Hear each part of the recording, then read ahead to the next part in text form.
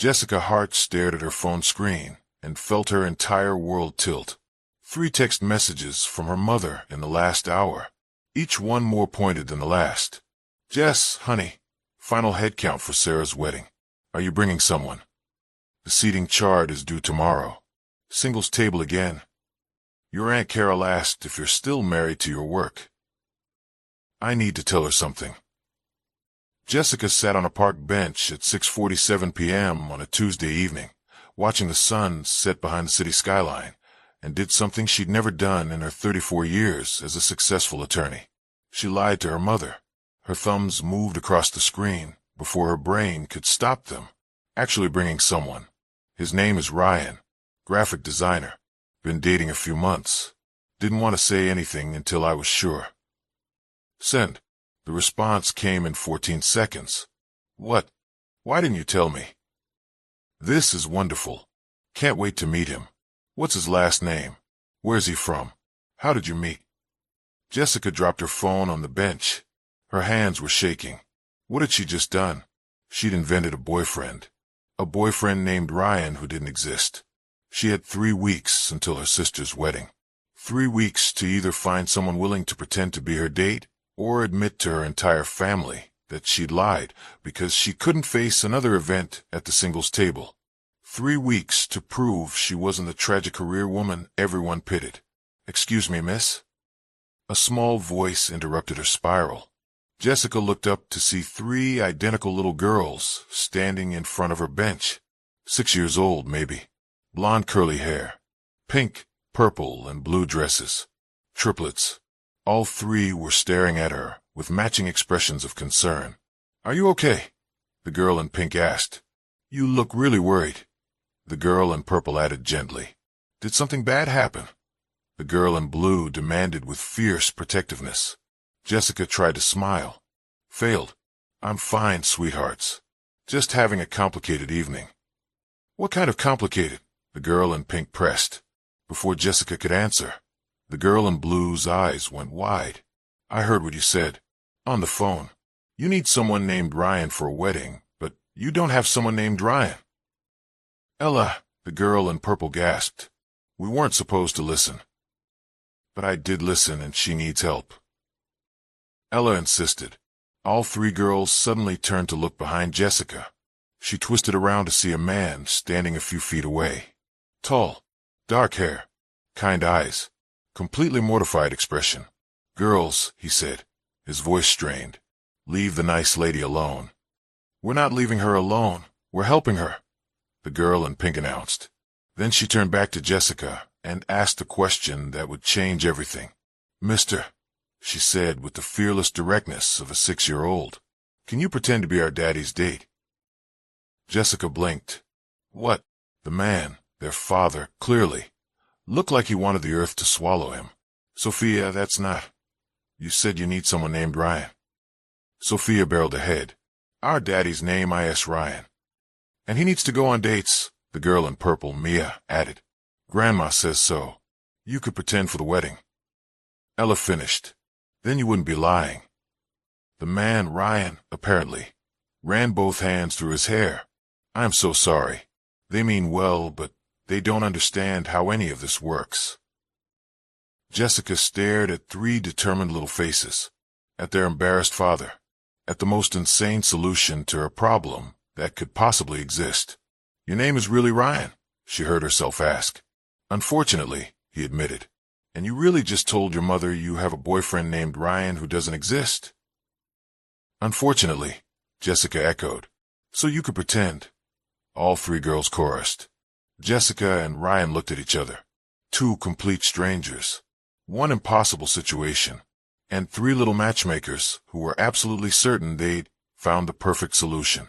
Before we continue, please tell us where in the world are you tuning in from? We love seeing how far our stories travel. 5 years earlier, Jessica Hart had stood in a bridal boutique, wearing a wedding dress that cost more than her first car. Her fiancé Mark stood behind her, arms crossed, watching her reflection in the 3-way mirror. It's beautiful, Jessica's mother breathed. You look like a princess. Jessica turned, watching the dress move. It was beautiful. Everything about the wedding was beautiful. The venue, the flowers, the life they were supposed to build together. "Jess, we need to talk about the honeymoon," Mark said. "About timing. We leave 2 days after the wedding. Everything's booked." "I know, but the Morrison case just heated up. If it goes to trial—" "It won't go to trial," Jessica interrupted. "We've been negotiating a settlement for months." "But if it does, if you have to be in court that week—" Jessica met his eyes in the mirror. "I'll postpone. It's our honeymoon, Mark. Obviously I'll postpone. Will you?" Something in his tone made her turn around fully. "What's that supposed to mean?" "It means you've canceled 3 dress fittings, missed 2 meetings with the wedding planner. Your mother is handling everything because you're too busy at the firm." "I'm trying to make partner, Mark. You knew that when we got engaged." "I thought when we got engaged, I'd become more important than your billable hours." They'd had this fight before. Different variations. Same theme. Jessica trying to explain that her career mattered. Mark trying to explain that he mattered more. 2 weeks before the wedding, Mark had ended it. "I can't do this," he'd said.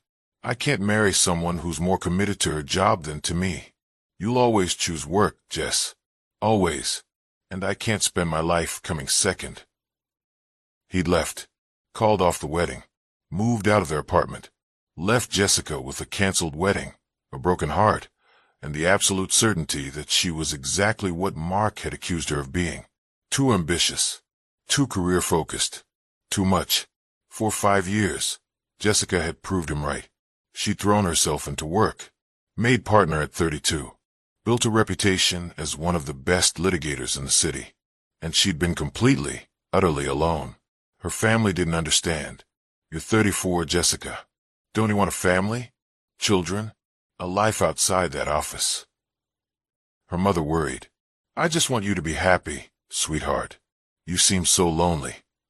Her sister Sarah, getting married in 3 weeks, tried to help. "I could set you up with Mike's friend from business school. He's a lawyer too. You'd have a lot in common." But Jessica didn't want to be set up, didn't want to try again, didn't want to risk another man looking at her career and deciding she was too much. Until her mother had pushed about the wedding date one too many times, until Jessica had lied to avoid the singles table, until 3 little girls had offered her the most ridiculous solution imaginable. For years earlier, Ryan Cole had held his wife's hand and watched her die. Emma had been in labor for 18 hours. The doctors kept saying everything was fine. Normal progression. First-time triplet delivery was always complicated. Then suddenly it wasn't fine. "We need to do an emergency C-section," the doctor had said. Now, Ryan had been ushered into scrubs, had held Emma's hand as they wheeled her into surgery. "I'm scared," Emma had whispered. "It's going to be okay," Ryan had promised. "In an hour, we'll have 3 babies, and you'll be complaining about how I'm holding them wrong." Emma had smiled, squeezed his hand. 3 minutes later, their daughters were born. Sophia at 3:17 p.m., Mia at 3:19 p.m., Ella at 3:21 p.m. Ryan had cut all 3 cords, had watched nurses whisk the tiny, perfect babies to warmers. "They're beautiful," Emma had breathed. "Ryan, they're perfect. Just like their mother," Ryan had said. Then Emma had started bleeding. Postpartum hemorrhage. Sudden, catastrophic, unstoppable. The doctors had tried everything. Transfusions, surgery, emergency procedures Ryan didn't understand. Emma had died at 4:02 p.m., 41 minutes after becoming a mother to 3 perfect daughters. Ryan had been left standing in a recovery room, holding 3 newborns, trying to understand how he could gain everything and lose everything in the same hour. The first year was survival. His mother had moved in, had taught him how to bottle feed 3 babies simultaneously, change diapers in assembly line fashion, function on 2 hours of sleep. "Sophia has a strawberry birthmark behind her right ear," his mother had explained. "Mia's left pinky is slightly crooked. Ella sneezes in sets of 3. Those tiny details had saved him when exhaustion made all 3 faces blur together. By year 2, he'd found a rhythm. Daycare, work from home freelance design, A schedule that revolved entirely around 3 little girls, who were the only reason he got up every morning. By year 3, his mother had gently suggested he try dating. Emma wouldn't want you alone forever, Ryan. I'm not alone. I have the girls. You know what I mean. He tried. Twice. Both disasters. The first woman had lasted 3 weeks before admitting she wasn't ready to be an instant mother to triplets.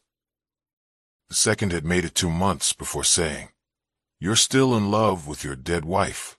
There's no room for me." Ryan had stopped trying after that. His daughters were enough. They had to be. Until they decided he needed help. Until they'd seen a woman sitting alone on a park bench, heard her desperate phone call, and decided their father was the perfect solution to her problem. Jessica stared at Ryan across the park bench, while 3 little girls waited for an answer. "This is insane," she said finally. "Completely insane." Ryan agreed. "I don't even know you." "I don't know you either. Your daughters just asked me to pretend to be your girlfriend at my sister's wedding. Technically, they asked you to pretend to be my date. Girlfriend implies something longer term." Despite everything, Jessica laughed. "This is ridiculous. Totally ridiculous." "But," Sophia interrupted, "it would work. You need someone named Ryan. Daddy is named Ryan. You don't want to lie to your family. This way you wouldn't be lying, because you'd actually bring someone." "That's still lying," Mia pointed out carefully. "But it's a helpful lie," Ella defended. "Like when we tell Daddy his burned pancakes taste good." "You tell me my pancakes taste good?" Ryan asked. "They're terrible, Daddy," all 3 girls said in unison. Jessica found herself smiling despite the absurdity. "How old are you 3? 6, Sophia announced. "We're triplets. I'm the oldest by 2 minutes. "I'm the middle," Mia added, "but I'm the tallest." "I'm the youngest," Ella finished, "but I'm the funniest." "They're very confident," Ryan said apologetically. "I can see that." An awkward silence fell. Jessica should walk away. Thank these sweet girls for trying to help and politely decline their father's completely insane non-offer. Instead, she heard herself say, "What if we actually did this?" Ryan's head snapped up. "What? I mean, hear me out. I just told my mother I have a boyfriend named Ryan. You're named Ryan. The wedding is in 3 weeks. What if you came with me? As my pretend date?" "You're serious?" "I'm desperate. There's a difference." Ryan looked at his daughters, who were practically vibrating with excitement. "This is crazy," he said. "Completely crazy." Jessica agreed. "But I'll pay you. For your time. Whatever rate you think is fair for pretending to like me for 1 evening." "I don't want your money." "Then what do you want?" Ryan was quiet for a moment. "Nothing. If I did this, and I'm not saying I'm doing this, but if I did, it would be because my daughters seem to think you need help, and they've apparently decided I'm the person to provide it." "So you're saying yes?" "I'm saying I'll think about it." "Daddy," all 3 girls groaned. "Girls, go play on the swings for a minute. Let me talk to Jessica alone." The triplets exchanged looks but obeyed, running toward the playground. Once they were out of earshot, Ryan turned to Jessica. "Why did you lie to your mother?" Jessica was quiet. "Because I'm tired of being the tragic figure at every family event. The workaholic older sister who chose her career over love. The cautionary tale my aunt uses to warn her daughters about being too ambitious. So this is about pride. Maybe. Is that so terrible?" "No," Ryan said, "but it is complicated. If I agreed to this, which I haven't, we'd need rules. Boundaries. This would be a transaction, not a relationship." "Agreed. And if it got weird or uncomfortable, either of us could back out. No hard feelings." "Absolutely. And the girls can't know it's fake. They're 6. They won't understand the difference between pretending for a wedding and actually dating. If we do this, they'll think we're really together." Jessica hadn't considered that. Would that be a problem? It could be. If they get attached and then we break up after the wedding. We could tell them we realized we're better as friends. Ryan ran a hand through his hair. "This is insane. You've said that 3 times. Because it keeps being true. Jessica stood up. You're right. This was crazy. I'm sorry for even suggesting it. I'll figure something else out. Wait. Ryan stood too. If we did this, if I said yes, what exactly would it involve? The wedding is in 3 weeks. We need to spend some time together before then, so we at least know basic information about each other. Have coffee a few times. Maybe one dinner, so the girls see us together and believe it. And at the wedding, you'd be my date. Meet my family. Dance with me. Pretend to be my boyfriend for about 6 hours. Then we go back to being strangers. Strangers who share a very weird secret. Exactly. Ryan looked toward the playground where his daughters were taking turns on the swings, their blonde heads bright in the fading light. They're going to be impossible about this, he said. Is that a yes? That's a give me your number and I'll text you tomorrow with an answer. Jessica pulled out her phone. They exchanged numbers. Stood there awkwardly for a moment. This is the weirdest thing that's ever happened to me, Jessica said. Same. But if you say yes, I promise to make it as painless as possible. Somehow I doubt that. Jessica smiled. Your daughters are staring at us. Ryan glanced at the playground. All 3 girls were indeed watching intently, not even pretending to play anymore.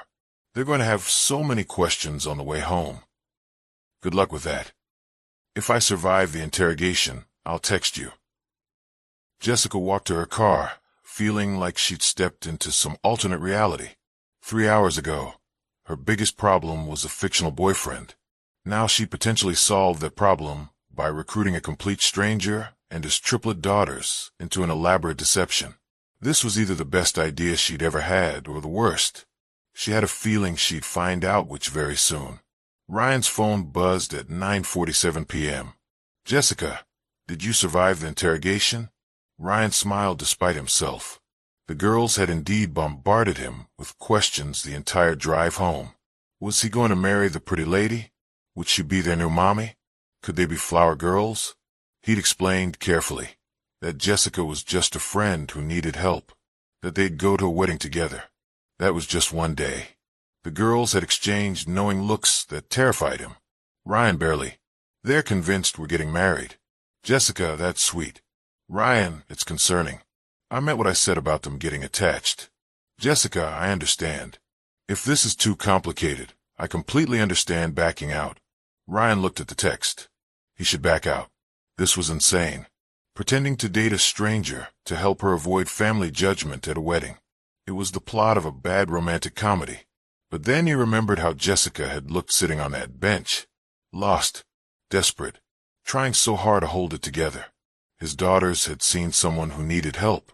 And somehow, impossibly, they decided their father was the solution. Ryan, I'll do it. On one condition. Jessica, name it. Ryan, if at any point this gets weird or complicated, either of us can end it. No questions, no guilt. Jessica, deal. Thank you, Ryan. Seriously, you're saving me from a singles table. Ryan, happy to help. When do you want to start this charade? Jessica, coffee this weekend? Somewhere the girls can play so they see us together? Ryan, there's a cafe near the park with a play area. Saturday afternoon? Jessica, perfect. And Ryan? Ryan, yeah. Jessica, your daughters are remarkable. You've done an incredible job with them. Ryan stared at that text for a long moment. When was the last time someone had acknowledged that? Noticed how hard he worked? Saw past single dad with triplets to the actual person beneath? Ryan, thank you. That means more than you know. Jessica, see you Saturday. And thanks again for agreeing to this insanity. Ryan, still think we're both going to regret it. Jessica, probably. But at least we'll regret it together. Ryan set his phone down and looked at the photo on his nightstand. Emma, pregnant with the triplets, laughing at something he'd said. It had been 4 years since she died. 4 years of doing everything alone. Maybe it was time to stop being quite so alone. Even if it was fake. Even if it was temporary. Even if pretending might be more dangerous than he realized. Saturday afternoon, Jessica arrived at the Riverside Cafe wearing jeans and a casual sweater, trying to look like someone on a relaxed coffee date, rather than someone about to audition the role of fake girlfriend. Ryan was already there, the triplets occupying a table near the window. All three girls spotted her immediately. "Jessica!" they shrieked in unison, launching themselves at her. "Hi, sweethearts," Jessica said, surprised by how genuinely happy she was to see them. "You came," Sophia said. "We thought maybe you changed your mind," Mia added. "Are you really going on a date with Daddy?" Ella asked.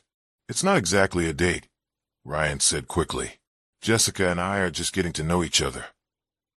"That's what a date is, Daddy," Sophia said with 6-year-old wisdom. Ryan caught Jessica's eye. She bit back a smile. "Why don't you girls go play in the kids' area?" Ryan suggested. "Jessica and I are going to talk for a bit." The triplets ran off after extracting promises that they could have hot chocolate later. Ryan and Jessica sat down at the table. "So," Ryan said, "where do we start?" "Basic information, I guess. Stuff we'd know if we'd actually been dating for 3 months." "Right. I'm Ryan Cole. I'm 36. I'm a freelance graphic designer. I work from home, so I can be there for the girls. I've been a single dad for 4 years. I'm Jessica Hart. I'm 34. I'm a litigator at Morrison & Associates. I made partner 2 years ago. I've been single for 5 years." "Why 5 years?" Jessica paused. "My fiancé left me 2 weeks before our wedding. Said I was too focused on my career. I haven't really dated since." "I'm sorry. Don't be. He was probably right. I am too focused on my career." "That's not a character flaw, Jessica." "Tell that to my family." Ryan studied her. "Is that what this is really about? Proving something to them?" "Maybe. Is that so wrong?" "No, but it is sad." Jessica looked away. "Your turn. Why haven't you dated in however long?" "I tried twice. Both times failed spectacularly. The first woman wasn't ready for instant triplet motherhood. The second said I was still in love with my dead wife." "Were you?" "I don't know. Maybe. Emma and I had 15 years together. You don't just turn that off." "I'm sorry for your loss." "Thank you." They sat in silence for a moment. This was strange. Intimate. 2 strangers trading their deepest wounds over coffee. "So," Jessica said finally, "what else do we need to know? Favorite foods? Movies? How we supposedly met?" "We should probably have a story for that. How did we meet?" "The park," Jessica decided. 3 weeks ago. Your daughters helped me when I was having a bad day. We started talking, exchanged numbers, started seeing each other. That's actually pretty close to the truth. The best lies usually are." They spent the next hour trading information. Ryan loved old movies and made terrible pancakes. Jessica was addicted to crime podcasts and couldn't cook anything that didn't come with assembly instructions. They both loved reading, hiking when they had time, and had strong opinions about pineapple on pizza. Ryan pro, Jessica absolutely against. "We're going to fight about pizza at the wedding," Jessica warned. "Looking forward to it." The girls returned, demanding hot chocolate as promised. They climbed into chairs, eyeing Jessica with obvious curiosity. "Do you like our daddy?" Sophia asked directly. "Sophia," Ryan warned. "It's okay," Jessica said. "Yes, I like your daddy. He's very nice. Do you like him?" Ella pressed. Jessica glanced at Ryan, who looked like he wanted to disappear. "I think your daddy is a good person," Jessica said carefully, "and I'm very glad I met him." "That means yes," Mia whispered to her sisters. The next 2 weeks passed in a blur of carefully orchestrated encounters. Coffee dates where they learned each other's habits. Ryan always ordered black coffee. Jessica needed cream and 2 sugars. He was a morning person. She functioned on deadlines and adrenaline. Dinner at Ryan's house, where Jessica met his mother Margaret, who looked at her with assessing eyes and said, "My son doesn't bring women home. You must be special." "We're just friends," Ryan had said quickly. "Of course you are," Margaret had replied with a knowing smile that terrified both of them. An afternoon at the park where Jessica pushed the triplets on swings and learned their individual personalities. Sophia, the leader, always planning. Mia, the empath, worried about everyone's feelings. Ella, the wild card, always ready for adventure. "You're good with them," Ryan observed as Jessica helped Ella across the monkey bars. "They're easy to love," Jessica replied. Something shifted in Ryan's expression, something Jessica couldn't quite read. They practiced their story, added details, refined the narrative. By the end of week 2, they could finish each other's sentences about their fictional relationship. "This is starting to feel real," Jessica admitted one evening as Ryan walked her to her car. "It's not real," Ryan said. "It's just practiced." Right, of course. But when Ryan hugged her goodbye, their first physical contact beyond handshakes, Jessica felt her heart skip. This was dangerous. She was starting to forget this was fake. The night before the wedding, Jessica's phone rang. Unknown number. "Hello, Jessica Hart." A woman's voice. Familiar. "Yes, this is Amanda, Mark's wife." Jessica felt her stomach drop. Mark, her ex-fiancé, the one who'd left her 5 years ago. "Amanda. Hi. I didn't know Mark got married." 2 years ago. "We have a baby now. Jack. He's 6 months old." That's wonderful. Congratulations." "Thank you. Listen, I'm calling because Mark heard you're bringing someone to your sister's wedding tomorrow. Someone serious." Jessica's mind raced. How did Mark even know about the wedding? About Ryan? Who told him that? "Your cousin posted something on social media. Mark saw it. He wanted me to call because—" Amanda paused. "Because he wants you to know he's happy for you. That he always knew you'd find someone eventually." Jessica felt rage flash through her. He wanted her to know he was happy for her, as if his approval mattered. "Tell Mark thank you for his concern," Jessica said, her voice cold. "But I don't need his blessing for my relationship." "I know. I'm sorry. This was awkward. I shouldn't have called." "No, you shouldn't have." Jessica hung up, sat in her car shaking with anger. Mark had heard she was bringing someone to the wedding. Mark, who'd left her because she was too career-focused. Mark, who'd married someone else and had a baby and moved on completely while Jessica had stayed stuck for 5 years. And now, tomorrow, she'd walk into that wedding with Ryan. Fake boyfriend Ryan, who she was paying in awkward coffee dates, and prove to Mark and her entire family that she'd moved on too. Except she hadn't really moved on. She'd just gotten better at pretending. Her phone buzzed. "Ryan, the girls are asking if you're nervous about tomorrow. I told them you're probably fine, but I'm terrified." Jessica smiled despite herself. "Jessica, why are you terrified?" "Ryan, meeting your entire family while pretending to be your boyfriend? That's not nerve-wracking at all." "Jessica, you'll be great. Just remember our story and smile a lot." "Ryan, what if I mess up? Forget important details?" "Jessica, then we improvise. It'll be fine." "Ryan, you seem very calm." "Jessica, I'm a litigator. I've faced down hostile judges and opposing counsel. I can handle my family." "Ryan, that's either very brave or very naive." "Jessica, guess we'll find out tomorrow." "Ryan, Jessica." "Jessica, yeah." "Ryan, are you okay? You seem off." Jessica stared at that text. How did he know? They'd only known each other 2 weeks. "Jessica, my ex-fiancé's wife called. He heard I'm bringing someone to the wedding. Wanted to congratulate me." "Ryan, that's incredibly inappropriate." "Jessica, that's Mark. Always needing to have the last word." "Ryan, do you want to talk about it?" "Jessica, not really. But thank you for asking." "Ryan, for what it's worth, he's an idiot. Anyone who left you because you're ambitious and driven is someone who doesn't deserve you." Jessica felt tears prick her eyes. "Jessica, that's the nicest thing anyone said to me in a long time." "Ryan, get some sleep. Tomorrow's a big day." "Jessica, Ryan?" "Ryan, yeah." "Jessica, thank you for doing this. I know it's weird and complicated, but thank you." "Ryan, see you at 2 p.m. Don't be late. The girls are already planning your outfit." Jessica laughed, set her phone down, looked at herself in the rearview mirror. Tomorrow she'd walk into her sister's wedding with a fake boyfriend and prove to everyone, to Mark, to her family, to herself, that she'd moved on. She just hoped she could remember it was all pretend. The wedding day arrived with perfect blue skies and a temperature that felt like a gift. Jessica had picked Ryan and the girls up at 1:30 p.m. The triplets were dressed in matching lavender dresses, their excitement palpable. "You look so pretty." Mia breathed when Jessica arrived.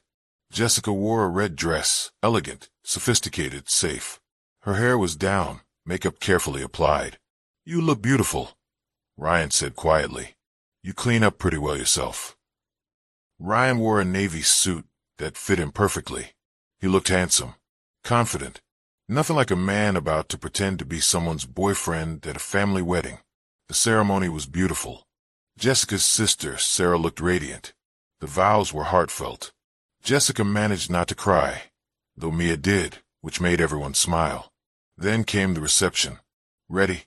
Ryan asked as they approached the entrance. "No, but let's do this anyway." Jessica's mother spotted them immediately. "Jessica, there you are." She rushed over, then stopped, staring at Ryan and the triplets. "And you must be Ryan." "Mrs. Hart," Ryan said smoothly, extending his hand. "It's wonderful to finally meet you. Jessica's told me so much about you. And these must be your daughters." Jessica's mother looked delighted. "Triplets. How wonderful." "This is Sophia, Mia, and Ella," Ryan introduced. "We're 6, Sophia announced. "We're very well behaved," Mia added. "Most of the time," Ella qualified. Jessica's mother laughed. "They're adorable. Come in, come in. Everyone's been dying to meet Jessica's mystery man." The next 2 hours were a carefully choreographed performance. Jessica's family descended on them like friendly locusts. Her father shook Ryan's hand and talked about graphic design. Her Aunt Carol asked invasive questions that Ryan deflected with charm. Her cousins flirted shamelessly until Jessica shot them warning looks. The triplets were instant hits. They danced with Jessica's younger cousins, charmed the elderly relatives. Sophia gave a detailed explanation of volcanic activity to Jessica's uncle, who happened to be a geology professor. "Your daughters are remarkable," Jessica's father said to Ryan during dinner. "Thank you. They're everything to me." "How did you and Jessica meet?" Ryan launched into their practice story. The park, a chance encounter. Jessica helping when the girls had a crisis. Phone numbers exchanged. The rest was history. "You seem very happy together," Jessica's father observed. "We are," Ryan said, and Jessica couldn't tell if he was still acting. As dinner ended, the DJ announced the first dance for the newlyweds, then parent dances, then an open floor. "May I have this dance?" Ryan asked Jessica formally. "You may." They moved to the floor. Ryan's hand settled on Jessica's waist. Her hand rested on his shoulder. They began to sway. "You're a good dancer," Jessica observed. "Emma taught me. She loved dancing. Tell me about her, if you want to." Ryan was quiet for a moment. "She was brave, funny, had this way of making everyone feel special. The girls would have loved her. They do love her. Through you. Through the stories you tell." "You think so?" "I know so."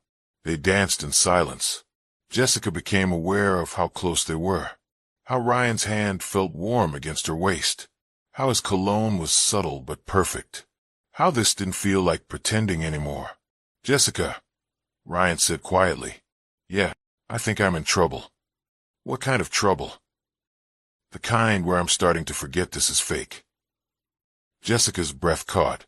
"Ryan, I know it's fake. I know we agreed this was just for today. But somewhere between coffee dates and watching you with my daughters and dancing with you right now, I forgot to keep my distance." Jessica looked up at him, saw vulnerability in his eyes that matched her own confusion. "I don't know what to say." "You don't have to say anything. I just needed to be honest." The song ended. They stood there, neither moving. "Daddy, Jessica, come sit with us," Sophia called from their table. The moment broke. They returned to the table where 3 little girls were demolishing cake. Jessica's phone buzzed. A text from her sister Sarah. Sarah, your boyfriend is amazing. I'm so happy for you. You deserve this. Jessica stared at the text. Her sister thought this was real. Her entire family thought this was real. And the most dangerous part? Jessica was starting to wish it was real. The rest of the reception passed in a blur. More dancing. More conversation. The triplets getting progressively more tired, but refusing to admit it. Finally, as the evening wound down, Jessica and Ryan collected the girls and headed to the parking lot.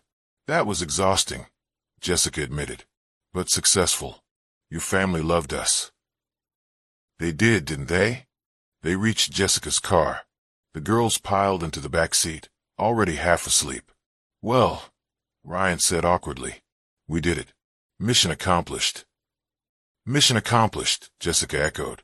They stood there in the parking lot. Two people who'd spent 2 weeks pretending to date, and one evening convincing everyone they were real. What happens now? Jessica asked. I don't know. We agreed this was just for the wedding. Right, just for the wedding. But Ryan hesitated. But what if it didn't have to be just for the wedding? Jessica's heart hammered. What are you saying? I'm saying maybe we don't have to pretend anymore. Maybe we could try this for real. Ryan, that's crazy. We barely know each other.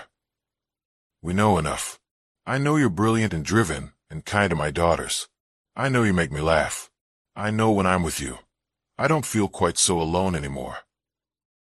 This was supposed to be fake, Jessica said weakly. It was, but it's not anymore. At least not for me. Ryan stepped closer. Tell me you don't feel it too. Tell me these last 2 weeks have just been an act for you. Jessica opened her mouth, closed it. Couldn't lie. I feel it, she whispered. But I'm terrified. Of what? Of this being real. Of caring about you and the girls. Of losing you like I lost Mark. Of being too much again. Ryan cupped her face gently. Jessica Hart, you are not too much. You're exactly enough. And I'm not Mark. I'm not going to punish you for being extraordinary. How do you know? Because I've spent 2 weeks watching you be extraordinary, and all I want is more. He kissed her. Soft, tentative, asking permission. Jessica kissed him back. Deeper, more certain. When they pulled apart, both were smiling. So, Ryan said, real dating. Want to try it? Your daughters are going to be impossible about this. They already are impossible. Fair point. Is that a yes? Jessica looked at the car where 3 little girls were watching them with undisguised glee, not even pretending to be asleep anymore. That's a yes, Jessica said. The triplets cheered so loud. Several people in the parking lot turned to stare. 6 months later, Jessica's apartment was chaos. Triplets had taken over her previously pristine living room. Toys everywhere. Art supplies scattered across her dining table. A half-built blanket fort occupying her couch. This place is a disaster, Jessica's mother observed, visiting for dinner. I know, Jessica said happily. Isn't it wonderful? Ryan emerged from the kitchen carrying plates. Dinner's ready. Girls, clean up and wash hands. 3 blonde heads appeared from the blanket fort. 5 more minutes, they chorused. Now, Ryan said firmly.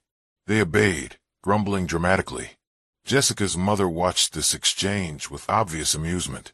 You two are good together. Thanks, Mom. I'm glad you took a chance on him. On them. Me too. After dinner, after the girls were settled watching a movie, Jessica and Ryan stood in her kitchen cleaning dishes.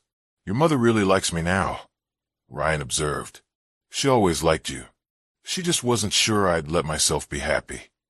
Are you happy? Jessica looked at the living room, where 3 girls were arguing about which movie to watch next. At the man beside her who'd started as a fake boyfriend and become something infinitely more real. I'm terrified, she admitted. Every day I'm scared this is too good to be true. But are you happy? Deliriously. Ryan kissed her temple. Good, because I'm planning on making you deliriously happy for a very long time. How long? How does forever sound? Jessica turned to face him fully. Are you asking me something?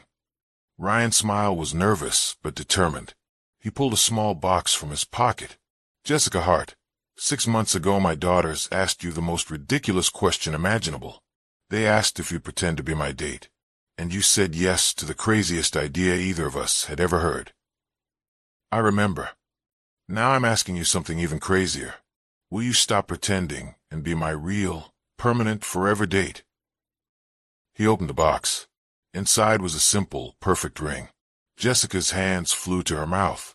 Ryan, the girls helped pick it out, he said quickly. They've been planning this proposal for weeks. Sophia has a binder. Of course she does. Is that a yes? Jessica pulled him into a kiss. Long, deep.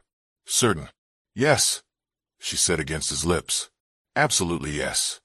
3 squeals erupted from the living room. They're getting married, the triplets shouted. You were supposed to be watching the movie. Ryan called. This is better than any movie. Sophia yelled back. Jessica laughed, cried, held Ryan close.